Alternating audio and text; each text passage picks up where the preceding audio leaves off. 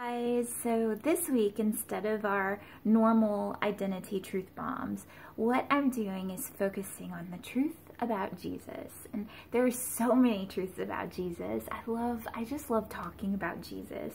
And I wouldn't even be doing identity truth bombs if it wasn't for Jesus.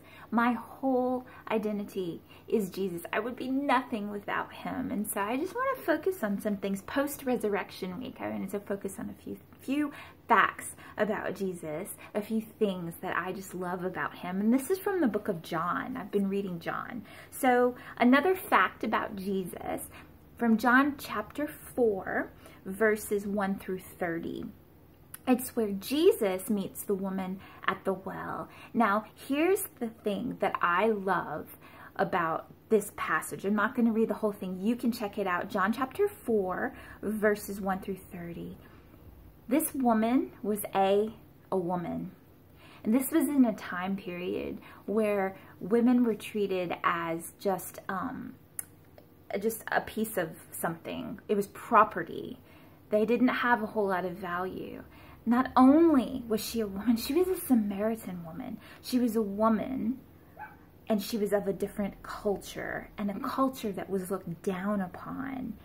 Not only that, if you really look into this scripture, if you look into verse 31, it says that Jesus actually hadn't even eaten. He actually says to his disciples that his food is to do the will of his Father.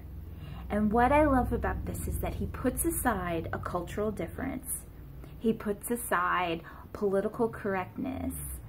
He puts aside his own needs and his own time to value this woman.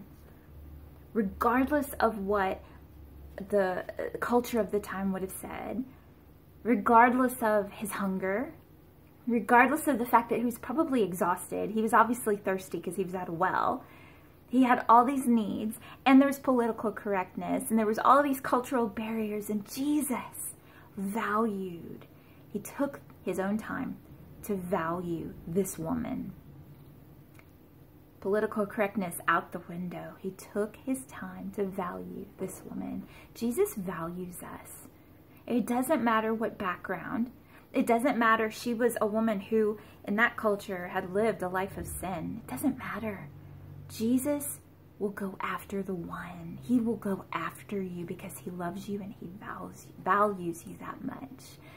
And that's one of the great truths about Jesus.